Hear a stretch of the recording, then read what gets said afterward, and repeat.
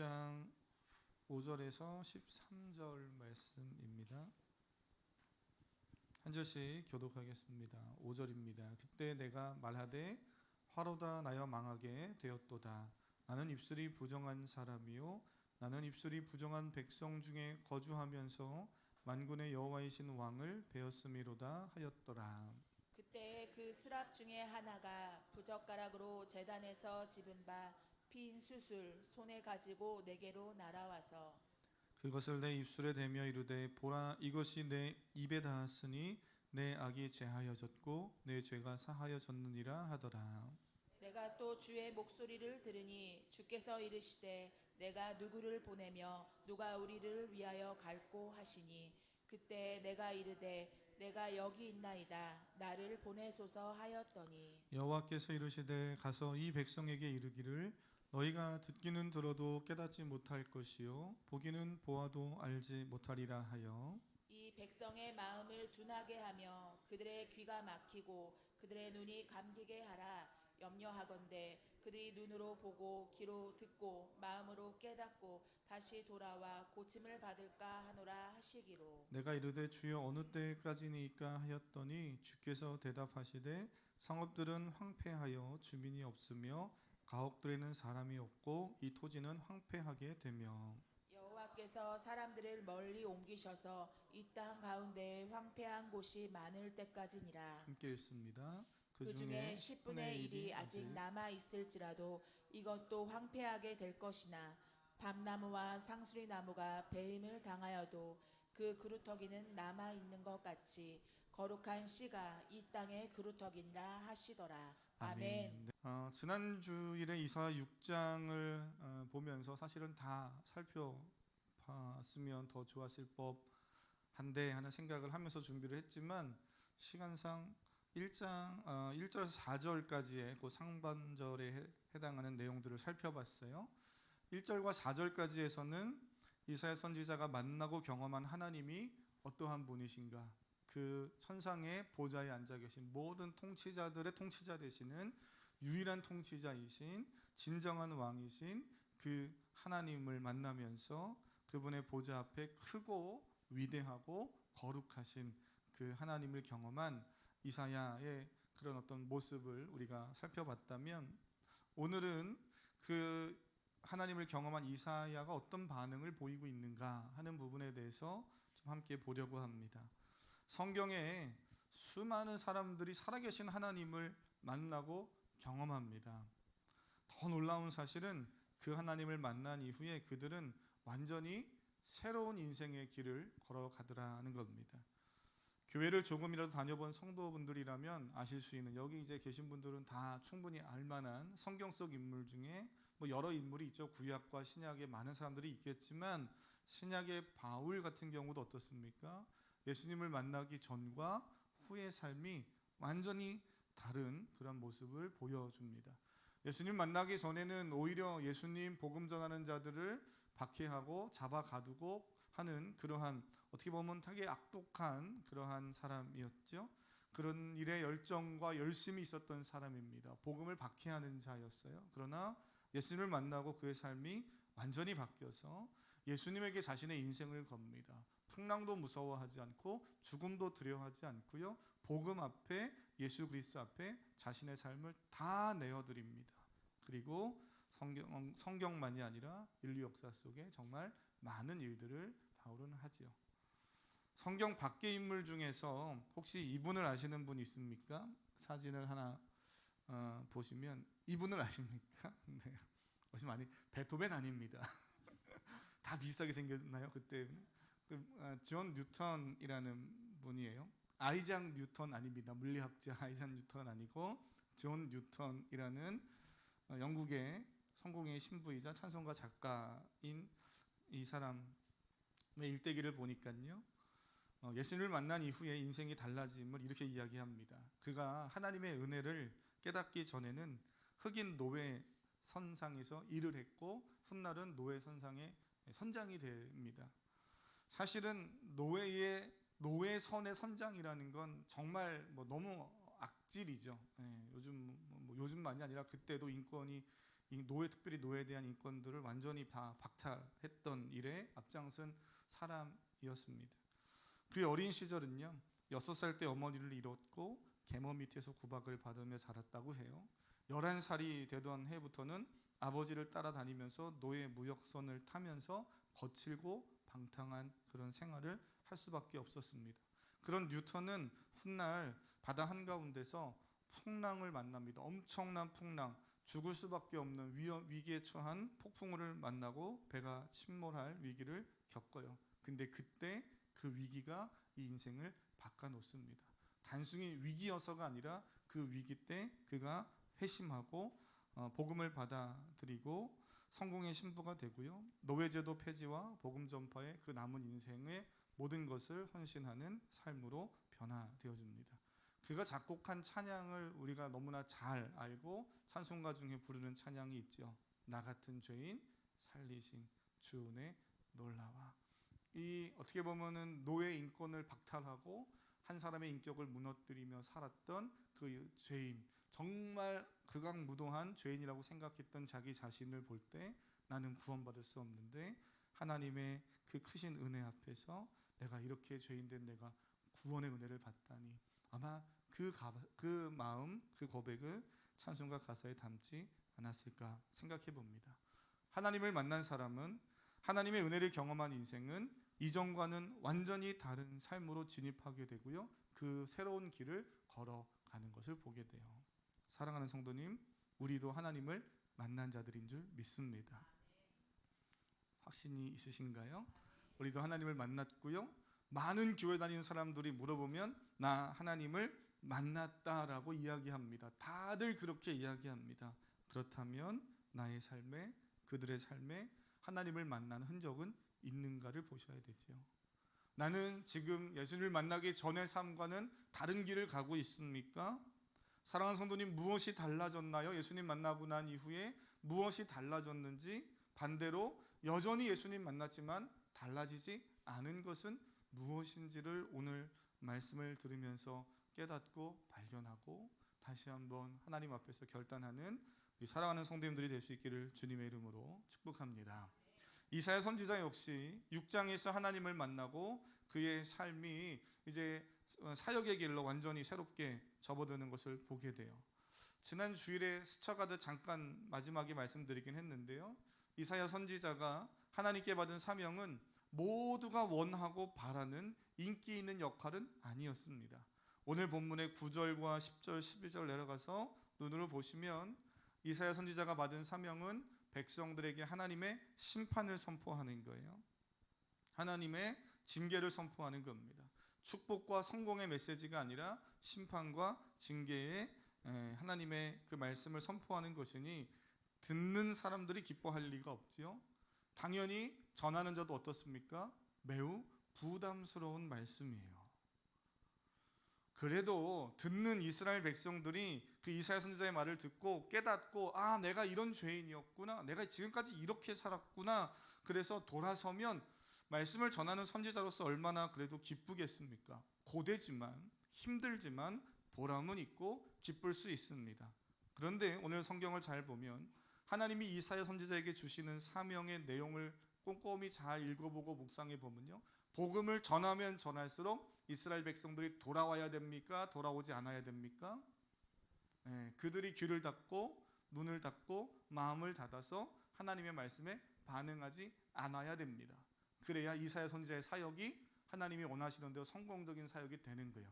이 구약의 선지자 중에 이런 아이러니한 사역길을 가는 사람들이 꽤 있습니다. 사랑하는 성도님, 오늘 이 이사야 선지자는 그런 사명을 받았어요. 이사야 선지자가 전하는 메시지를 듣고 이스라엘 백성들이 회개하고 돌아오는 것이 아니라 눈과 귀가 닫히고 마음이 둔하여진다, 이런 표현 나옵니다. 아까 우리 예배 전에 예배를 시작하면서 예배 가운데 그런 찬양 들으셨죠?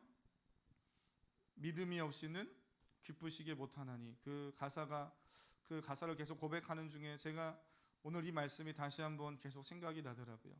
그게 뭐라 그럽니까? 믿음이 없이는 기쁘시게 못하나니 고된 수고도 다 헛될 뿐이라. 믿음이 없어서 무너진 삶의 자리에 주님을 기다립니다. 이 하나님을 바라보면서요, 믿음이 없이는 이 고백이 계속 고백되어질 때마다 저는 이 말씀이 계속 생각이 났어요. 가사가 또 하나 있었는데 어디 갔나요? 제가 지금 가사가 갑자기 안 보이네요. 네. 그래서 이 둔하다, 오늘 본문에 이렇게 표현되고 있거든요. 오늘 성경 본문에 둔하다. 여러분이 둔하다라고 생각하면 그 동작이나 생각이 느리고 굼뜨는 것을 가장 먼저 떠올릴 수 있잖아요. 둔하다 그러면. 그런데 더 정확한 어떤 의미는 그 안에 기름지다라는 뜻이 담겨져 있어요. 살찌다 이런 뜻이 있습니다. 기름으로 우리도 말하면 지방이 가득해서 살쪄서 기름지고 그래서 둔해졌다 이럽니다. 제가 사진을 하나 준비했는데 고지혈증 사진을 검색하면 이런 사진 나오더라고요. 사람의 혈관에 혈액이 막 이렇게 활발하게 흘러야 되는데 기름이 지고 그 혈관이 막히면 어떻게 돼요? 네, 그렇죠. 동맥경화 뭐 이런 것들이 이제 생기는 거죠. 몸에 순환이 피가 빠르게 순환하지 못해서 혈관이 막히고 결국 다양한 질병들을 유발한다는 거예요. 그래서 이 기름지는 것 몸에도 그렇지만 저는 이런 생각을 해봐요. 영혼에 오늘 특별히 본문에 둔하다 이게 기름지다 살찌다 비만해지다 이런 건데 하나님이 왜 이런 표현을 쓰셨을까? 이스라엘 백성들이 그들의 영혼이 사실은 하나님이 이사야 선지자가 사역하던 그 시대 전후로는 많은 축복을 주십니다. 우리 이사야서 처음 볼 때 말씀 나눴죠. 부강하고 나름대로 풍요로움을 누릴 때예요. 기름질 때입니다. 근데 그 기름짐이 하나님의 일을 힘있게 하고 하나님의 말씀을 힘있게 따라가는 영양분으로 쓰이기보다는 다 모든 혈관이 막힌 것처럼 동맥경화가 걸린 것처럼 영혼이 다 말씀 앞에서 무감각해지고 전혀 하나님의 말씀에 반응을 하지 못하는 이상한 영적 그 상태에 처해 있었던 그 시대가 바로 이사야가 사역하던 시대예요. 말씀을 듣지 않는 것도 심각한 문제지만 사랑하는 성도님, 말씀을 잘 듣는 여러분 될 수 있기를 축복합니다. 가까이 하고 읽고 말씀과 동행하는 여러분 되기를 축복해요. 그런데 더 심각한 문제는 말씀을 듣고 말씀을 듣는 자리에 있지만 말씀에 전혀 반응하지 못하며 살고 있다는 것, 이것도 정말 심각한 문제입니다. 우리 시대는 말씀이 홍수처럼 넘쳐나는 시대예요. 조금만 관심을 갖고 인터넷을 열면 다양한 설교들이 쏟아지고요. 유명한 설교 또 우리의 호기심을 자극할 만한 그런 썸네일들이 뜨는 그런 주제들이 너무 많은 시대에 살고 있습니다. 안타깝게도 많은 사람들이 비난과 비방과 또 비판을 그 가운데서 하지만요. 정작 말씀 앞에 회개하고 그 넘쳐나고 그 쏟아지는 말씀 앞에서 회개하고 결단하며 하나님 앞에서 자기 자신을 보는 그런 고백들은 별로 없는 것을 보게 돼요. 사랑하는 성도님, 말씀을 듣고 마음이 뛰어야 되는 거예요. 말씀을 듣고 말씀을 읽고 하나님을 만나는 기쁨과 감격이 있어야 합니다. 저는 우리 사랑하는 성도님들이 예배할 때마다 특별히 주일 예배 또는 가정의 삶의 자리에서 경건의 시간을 가질 때 믿음의 공동체 안에서 셀에서 말씀을 나눌 때 세상의 일터에서 아이들은 학교에서 가정에서 하나님을 예배할 때 그 하나님을 만나는 감격과 기쁨이 있기를 축복합니다. 그런 영혼이 그런 성도들의 영혼이 살아있는 거예요. 육체가 살아있는 것에만 신경 쓰지 마시고 내 영혼이 살아있는가를 볼 수 있는 우리 사랑하는 성도님 될 수 있기를 바랍니다. 나의 영혼은 지금 어떤 상태인가요? 옆 사람에게 한번 당신의 영혼은 건강합니까? 한번 이렇게 물어보겠습니다. 옆 사람에게 웃으면서 물어보세요. 째려보면서 물어보면 기분이 나쁠 수 있어요. 성도님, 당신의 영혼은 건강합니까? 영혼의 상태는 어떻습니까? 우리의 영혼이 때로는 정말 무감각한 채로 황폐해진 채로 그냥 계속 그렇게 인식하지 못하고 살아갈 때가 있어요. 동맥경화라는 게 그런 거잖아요. 제가 이렇게 종합 검진을 받으면서 뭐 옛날부터 듣고 우리가 다 아는 이야기지만 또 한 번 놀란 것은 나의 혈관에 기름이 끼고 그래서 이 혈관이 좁아지고 있는 사실을 정작 심각한 문제가 발생해서 사람이 쓰러지기 전에는 모르더라는 거예요. 그나마 검사를 하고 어떻게 세상 말로 운이 좋아서 검사하다 보니까 그게 발견돼서 보니까 아이고 30%가 막혔고 50%가 막혔네요. 위험해요. 큰일 날 뻔했습니다. 뭐 그런 경우가 있을 수 있지만 그렇게 발견되기 전까지는 내가 쓰러지기 전까지는 모르는 게 이 혈관에 기름이 쌓이는 거잖아요.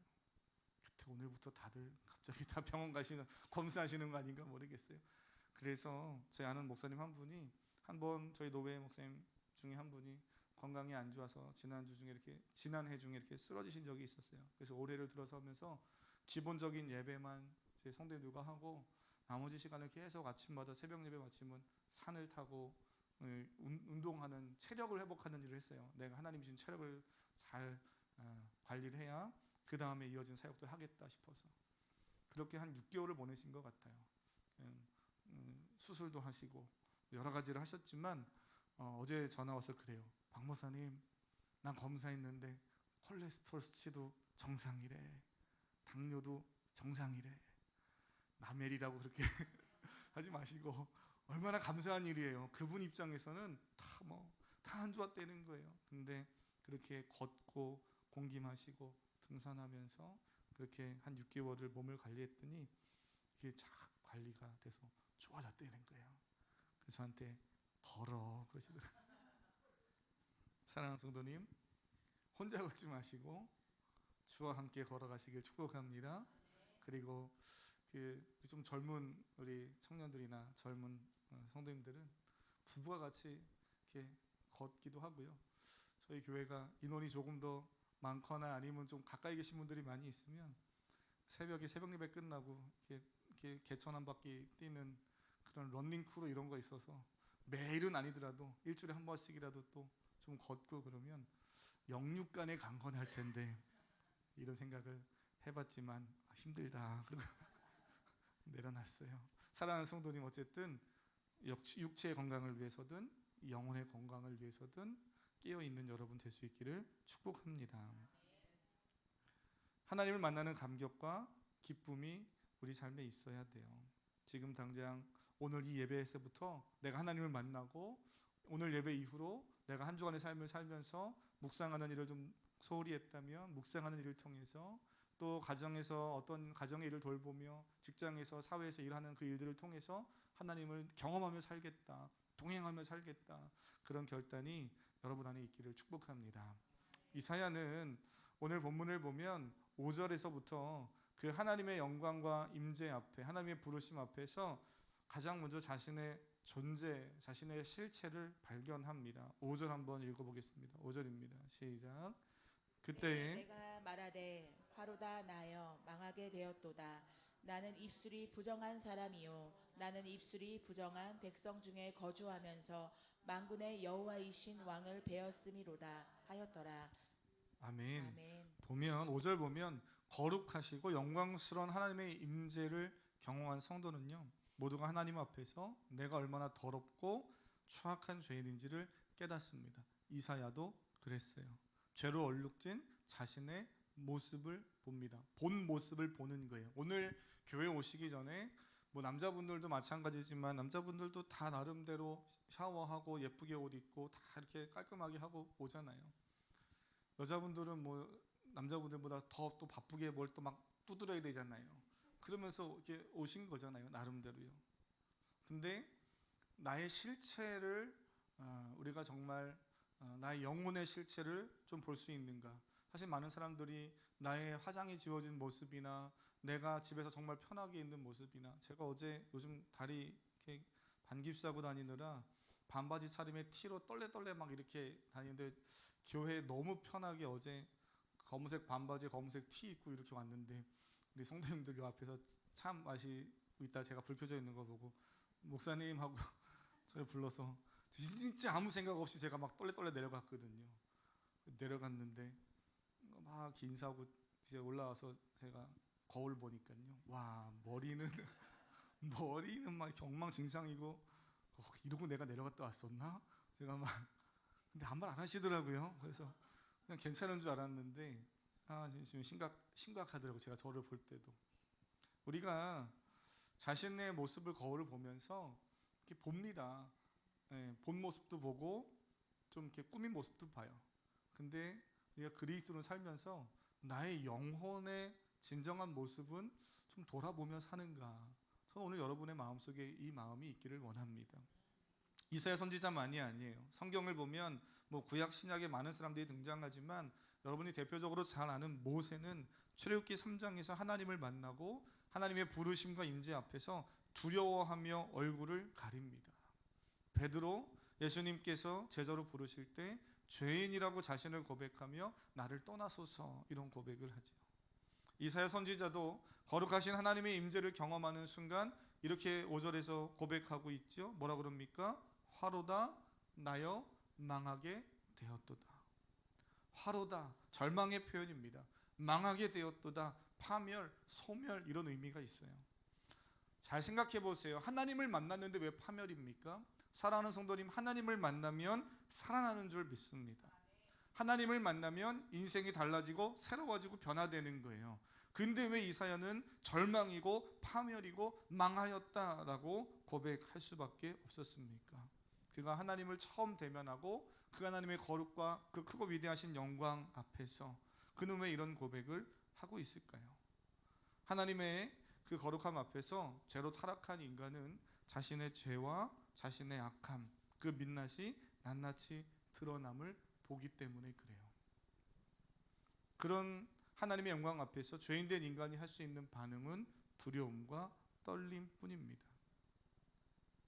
저는 우리 사랑하는 성도님들이 지금까지 신앙생활 하시면서 정말 하나님을 인격적으로 깊이 만난 경험이 있으시다면 반드시 이사야가 고백하는 화로다 나는 망하였도다라는 이 고백이 어떤 의미인지 이렇게 심정적으로 와닿는 그런 은혜가 있을 거라고 저는 믿습니다.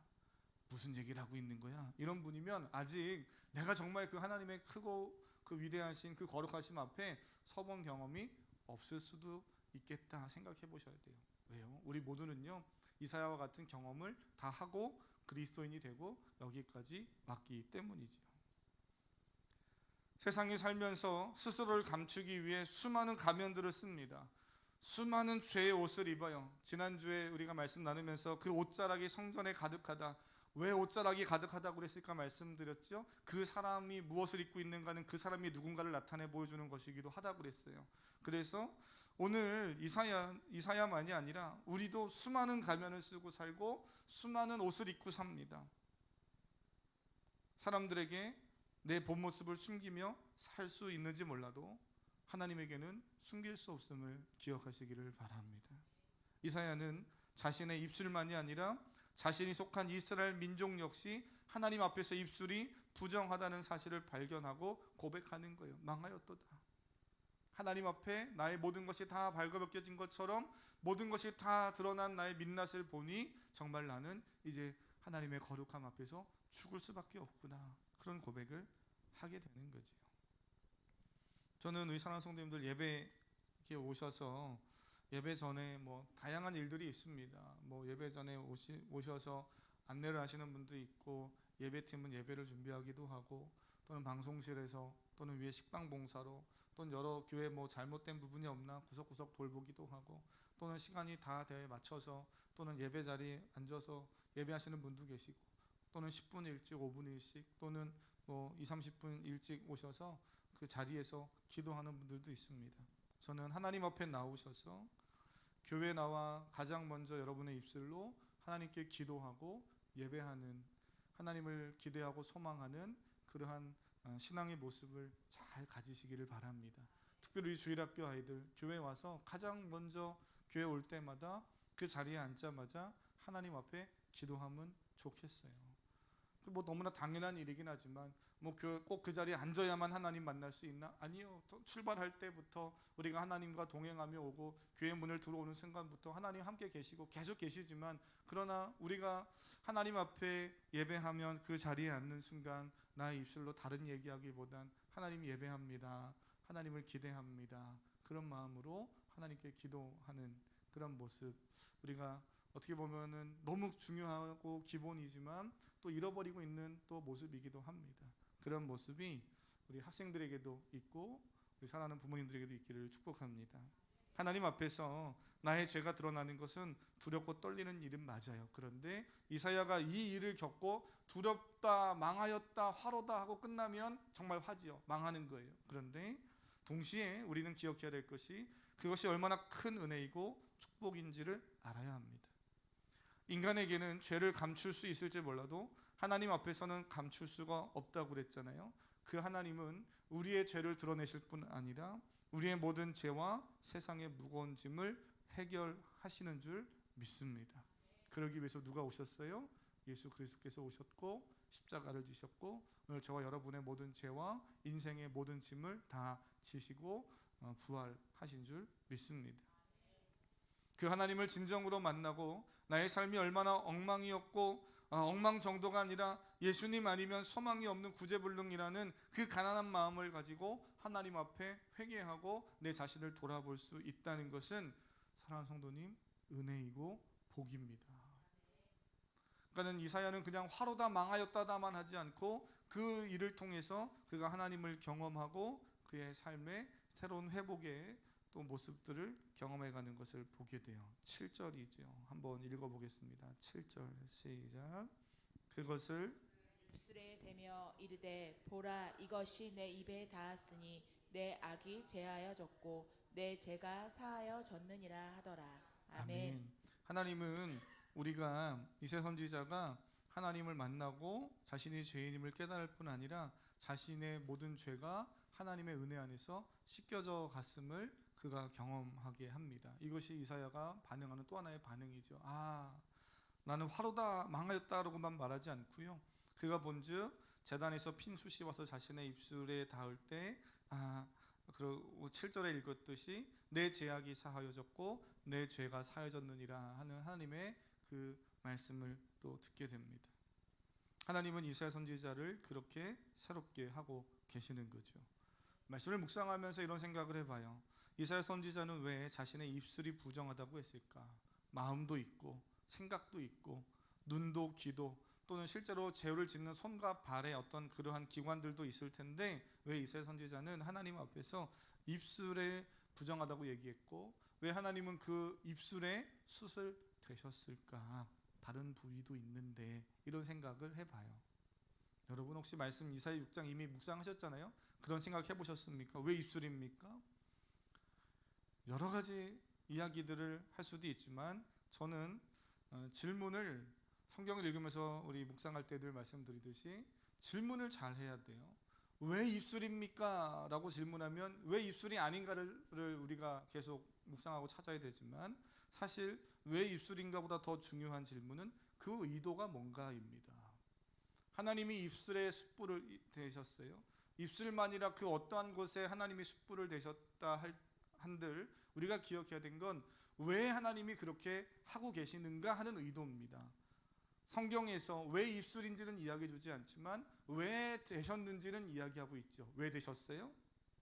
7절 읽으셨듯이 악을 제하시고 죄를 사하시기 위함이죠. 우리는 이 사실을 주목해야 돼요. 하나님은 우리가 하나님의 일을 하는 것보다 우선하여서 중요하게 다루시는 것이 있습니다. 이사야 선지자에게 6장은 사명을 주시는 장인데 사명을 주시는 것 그 이전에 더 중요하게 다루시는 것이 있어요. 뭐예요? 죄를 사하시고 거룩하게 하시는 일입니다. 하나님은 우리가 주의 일을 하는 것보다 하나님의 자녀로 거룩하게 서 있기를 먼저 원하십니다. 수많은 그리스도인들이 하나님의 일을 한다고 말합니다. 실제로 거창한 일을 해내기도 합니다. 수많은 사역자들이 목회자들이 또는 평신도 중에서도 정말 하나님 앞에 귀하게 놀라운 일들과 성과를 열매를 거두는 그런 모습도 우리는 봅니다. 물론 그 중에 하나님께 영광이 되고 사역을 건강하게 잘하는 분들도 많이 있지만 안타깝게도 그 이면에 어떤 분들은 하나님의 관계는 끼어져 있고 거룩함은 다 무너져서 죄와 악으로 얼룩져 있는 경우를 봅니다. 그럼에도 불구하고 보여지는 결과와 일에 대한 어떤 성취는 높을 수 있어요. 근데 하나님이 원하시는 것은 그게 아니라는 거예요. 그 일, 그 성취 이전에 하나님이 원하시는 건 우리 존재 자체고 우리의 거룩함이십니다. 이런 문제 때문에 현대 사회에서 많은 사람들이 실망하기도 하고 하나님에 대한 이미지가 왜곡되게 만들기도 합니다. 그 상처가 개인에게 있기도 하고 사회에게, 공동체에게 악영향으로 나타나기도 하죠. 그러니 사랑하는 성도님, 주의 일을 한다고 말하기 이전에 하나님이 무엇을 원하시는지, 하나님과 나와의 관계는 이상이 없는지를 먼저 점검하시는 여러분 될 수 있기를 바랍니다. 사명 중요합니다. 이사야가 받은 사명 중요해요. 그런데 그 사명보다 우선하여서 하나님 앞에서 거룩하게 부르심을 받았다, 그런 존재다라는 인식이 더 우선되어야 하는 거지요. 옆 사람을 축복하겠습니다. 당신은 하나님이 부르신 거룩한 예배자입니다. 시작. 당신은 하나님이 부르신 거룩한 예배자입니다. 아멘. 그렇습니다. 그 하나님의 영광, 거룩함을 본 그런 이사야, 그가 그 하나님의 영광과 그 거룩을 거룩하고 경험하고 자신의 죄와 자신의 본 모습을 본 이후에 8절에 이렇게 고백하지요. 함께 읽고 마칠까요? 8절입니다. 시작.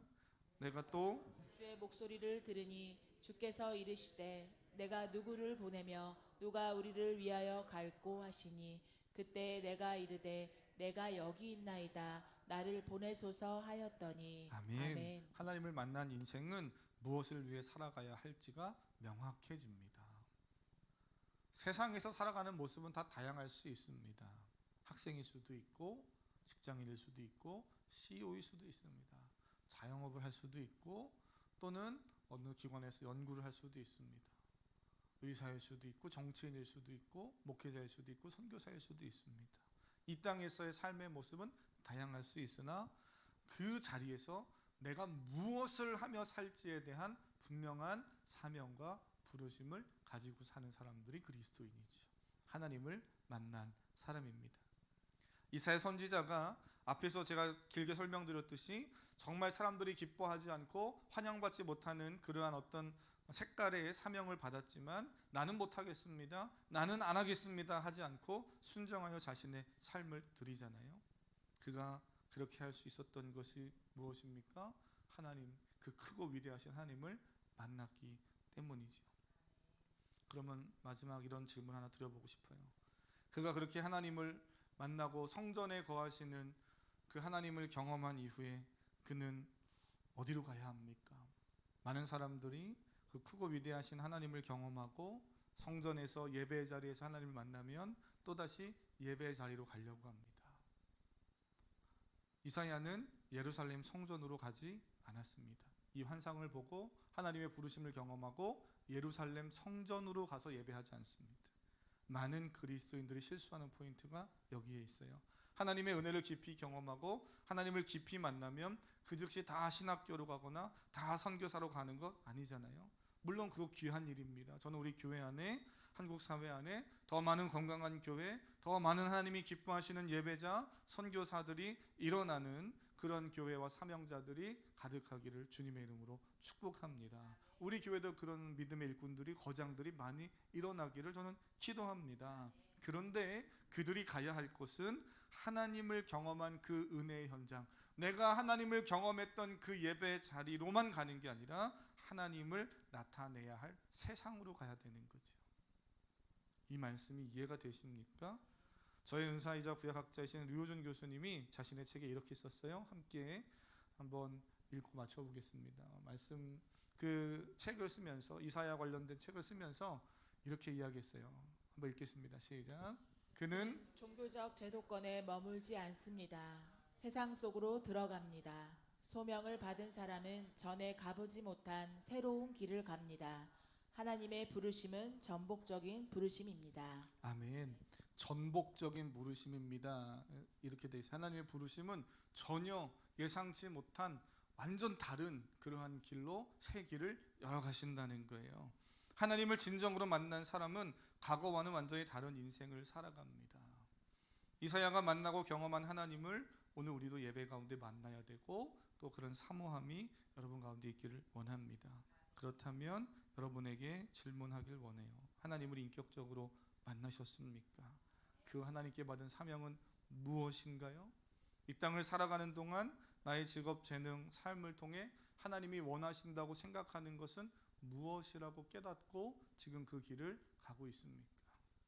그 부르심과 사명을 붙잡고 교회 공동체 안에서 함께 예배하고 또 양육하고 또 전도와 선교에 최선을 다할 뿐 아니라 그 예배 현장에만 머물러 계시지 말고 그 은혜 현장에만 머물러 있지 말고 그 은혜를 가지고 일어나서 한 주간 세상으로 나아가고 여러분이 있어야 할 그 자리에서 하나님의 영광을 드러내시는 귀하고 복된 삶이 되길 주님의 이름으로 축복합니다. 함께 찬양하겠습니다. 이 찬양 고백하면서요,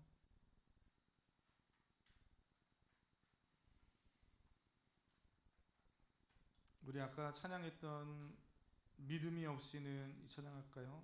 네, 이 첫 가사 여기서 나오네요. 제 마음이 너무 둔해서 주님을 볼 수 없습니다. 이런 가사가 있더라고요.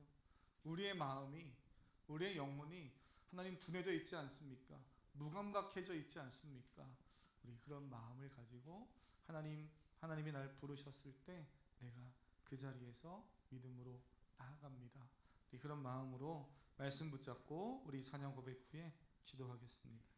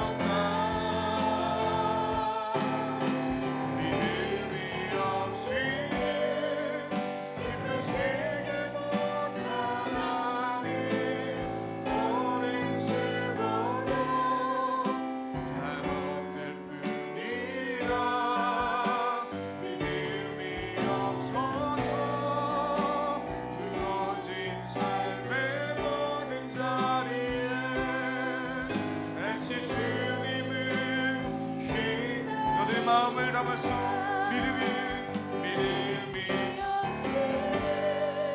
기쁘시게 못하나니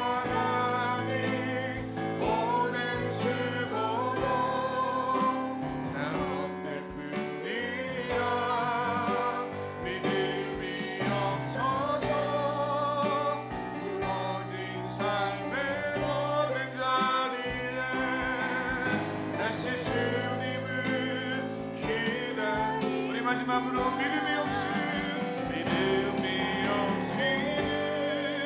기쁘시게 못하나니 모든 수고도 다 헛될 뿐이라.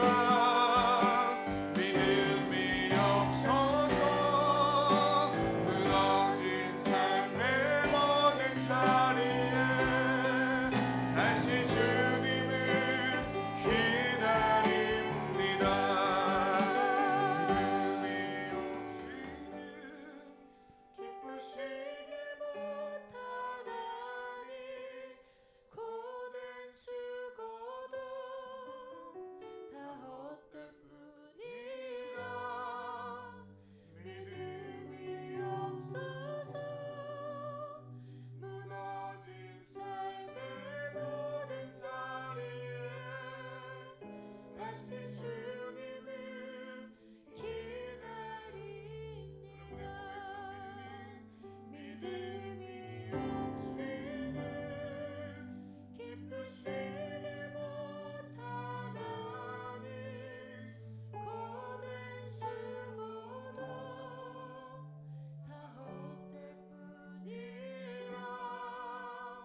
믿음이 없어서 무너진 삶의 모든 자리에 다시 주님을 기다립니다. 여러분의 삶에 돈이 없어서가 아니라, 시간이 없어서가 아니라, 재능이 없어서가 아니라, 내 백그라운드가 좋지 않아서가 아니라, 하나님 믿음이 없어서 무너진 영역이 있음을 고백할 수 있다면 여러분은 오늘부터 새로운 길을 갈 수 있습니다. 지금부터라도 새로운 길을 하나님이 여시는 그 믿음의 길을 통해서 우리의 인생은 완전히 새로운 길로 또 접어들 수 있습니다. 하나님, 그 믿음을 가지고 이 시간 기도하길 원합니다. 믿음으로 살고 이사야처럼 그 하나님의 영광과 그 부르심 앞에 믿음으로 결단하며 나아가듯, 주님 내가 여기 있사오니 나를 받으시옵소서, 나의 삶을 드립니다. 그 믿음의 고백을 가지고 우리 하나님 앞에 우리 말씀 기억하며 주여 한번 부르고 기도하겠습니다. 주여! 하나님 아버지, 오늘도 하나님께서 이 사랑하는 성도들에게 아버지 믿음으로 이 길을 걷길 원하심을 봅니다. 하나님, 우리를 만나 주셔서 그 영광과 거룩함 앞에 하나님 나의 모습을 보고 나의 본 모습, 나의 민감, 나의 연약함과 더러움을 보게 하시고 거기서 화로다 나는 망하였다고 고백하는 것으로 끝나는 것이 아니라 우리를 새롭게 하시고 하나님 우리를 거룩하게 하셔서 하나님이 기뻐하시는 그 믿음의 길을 잘 걸어갈 수 있도록 하나님 오늘도 우리를 만나 주시길 원하시는 주님, 우리에게 힘 주시고 우리에게 성령을 허락하셔서 하나님의 자녀로 성령의 사람으로 살아가게 하시는 주님 감사합니다. 오늘 예배하는 사랑하는 성도들, 우리 학생들, 청년들, 또 우리 모든 부모님들, 하나님 오늘 말씀 기억합니다. 내 삶에 무너진 영역은 어디입니까? 내 영혼이, 내 삶이 믿음이 없어서 무너진 영역은 어디입니까? 내 영혼은 하나님 아버지 너무 둔해서, 하나님 내 영적인 감각은 너무 둔해서 하나님 말씀하시고 살아계심에도 불구하고 그 하나님을 알지 못하고 느끼지 못하고 살아가고 있지는 않습니까? 하나님, 우리 사랑하는 성도들, 귀한 청년들, 자녀들이 아버지 주어진 그 삶의 자리에서 그 하나님을 만나며 경험하며 나길 원하오니 주여 도우시고 우리 주님 함께하여 주시옵소서. 없으니 우리 마지막으로 한 가지만 기도하길 원합니다. 하나님, 우리가 이 나라 이 민족이 정말 하나님 주시는 큰 은혜를 받았음에도 불구하고 이사야 시대처럼 그 하나님의 큰 은혜와 축복을 무감각하게 여기고 우리의 영혼이 무엇보다 다른 곳 보기 이전에 교회와 믿음의 성도들이 하나님과의 영적인 관계가 막혀있지는 않습니까? 무감각하지는 않습니까? 하나님 앞에 우리 나라와 민족을 위해, 사회를 위해, 우리 다음 세대를 위해 정말 애통하는 마음으로 한번 기도하길 원합니다. 우리 마지막으로 주여 한 번만 더 부르고 기도하겠습니다. 주여! 하나님 아버지, 시대가 하나님 여러 가지 어려워도 그 속에서 하나님은 살아계시고 일하셔서 하나님의 복음을 선포하는 자들, 하나님 나라를 선포하는 자들 하나님 끊임없이 일으켜 세우시고 하나님의 나라를 확장해 가시는 능력의 하나님이심을 봅니다. 역사의 주관자이심을 봅니다. 하나님, 그런데 이 대한민국 사회 또 그 안에 속한 교회와 하나님 아버지 수많은 성도들 하나님 우리의 모습을 봅니다. 하나님, 우리가 너무 둔하진 않습니까? 이 사회가 하나님이 주신 은혜를 잊고 하나님이 주신 은혜를 망각하고 하나님 너무 둔하여지진 않았습니까? 하나님, 먹는 것이 풍요롭고 전 세계가 대한민국을 주목하고 인기가 있고 잘 나가는 것 같아 보이지만 하나님이 한순간에 풀어버리면 그 아람도 아수르도 하나님 그 주변 국가들도 다 힘없이 무너졌다는 것처럼 하나님이 대한민국에 하나님이 후 불어버리시면 아무것도 아닌 정말 자그만 땅덩어리에 아버지 정말 작은 아버지 민족인데 하나님, 우리가 교만하고 어리석어서 하나님 은혜를 하나님의 아버지의 친밀함을 하나님 우리가 놓치진 않았습니까? 하나님이 나라와 이 민족의 사회가 우리의 다음 세대들이 하나님 건강하게 깨어있기를 원합니다. 우리 부모 세대들이 우리 부모님들이 먼저 믿어 우리 권사님 집사님 장로님들이 하나님을 온전히 알아서 하나님의 은혜 안에서 먼저 우리가 하나님 깨어있기를 원합니다. 교회와 사역자들이 하나님 먼저 주님 의지하며 하나님을 의지 바라보며 믿음으로 이 길을 잘 가길 원합니다. 주여 도와주시옵소서. 하나님 아버지, 대한민국의 정치, 외교, 국방, 아버지 교육과 사회와 예술과 하나님 모든 분야에 전방위적으로 하나님의 도우심과 공의와 정의가 시원되게 하시고 하나님 회복케 하시는 은혜가 필요함을 구하오니 주여 도우소서. 주님, 저들의 가정과 삶 속에 하나님 함께 하소서. 병든 자들이 있습니까? 육체 연약한 자들이 있습니까? 하나님 도와주시고 기도하며 계획하며 꿈꾸며 도전하는 일들 가운데 우리 주님 함께하여 주시옵소서. 하나님이 너무나 사랑하는 대한민국입니다. 하나님이 너무나 귀하게 여기시고 사명을 맡기신 우리 민족 하나님 붙들어 주시옵소서. 수많은 교회가 있고 수많은 성도들이 있습니다. 정말 전 세계 유례 없을 만큼 많은 예배와 찬양 집회와 또 다양한 아버지 말씀 선포의 세미나들이 있습니다. 그런데 삶은 공의와 정의가 깨어진 이사와 시대와 너무나 비슷합니다. 하나님, 우리 사랑하는 성도님들 교회를 위해, 나라와 민족을 위해, 믿음의 가정을 위해, 믿음의 자녀와 다음 세대들을 위해 기도하게 하시고 우리 교회가 함께 이 일을 위해 동역하며 양육되어지며 훈련되어지고 또 주 안에서 성장하여서 이 마지막 때 시대의 사명을 잘 감당해가는 교회, 가정, 귀한 성도들 되게 하여 주시옵소서. 예배하는 성도님들의 가정에 다양한 일들이 있습니다. 수술을 앞에 두고 있기도 하고 오랜 시간 기도하며 하나님이 또 가정에 귀한 생명을 허락하셔서 출산하게 하신 또 은혜도 있습니다. 젊은 가정, 젊은 부부들도 있고 결혼을 준비하는 청년도 있습니다. 입시를 준비하는 사람도 있고 하나님 주신 사명을 따라 직장과 사업장에서 사역의 현장에서 복음 전하며 선교하며 또 주어진 사명 감당해가는 귀한 성도들이 있습니다. 하나님, 한 주간 저들이 어디에 있든지 하나님의 영광과 동행하게 도와주시고 말씀을 붙잡고 살아갈 때 하나님이 부르신 그곳에서 주어진 그리스도의 삶을 잘 살아내는 축복의 통로 되게 하여 주시옵소서. 이제는 주 예수 그리스도의 은혜와 하나님 아버지의 무한하신 사랑과 성령 하나님의 교통하심, 감화, 감동, 위로 역사하심이 예배하고 돌아가는 사랑하는 성도님들 머리 위에, 가정 위에, 자녀 위에, 학업과 직장과 사업장, 교회와 민족과 복음을 위해 쓰는 모든 하나님의 사람들, 사역자들, 선교사님들 위해 이제로부터 영원토록 함께 계실지어다. 아멘.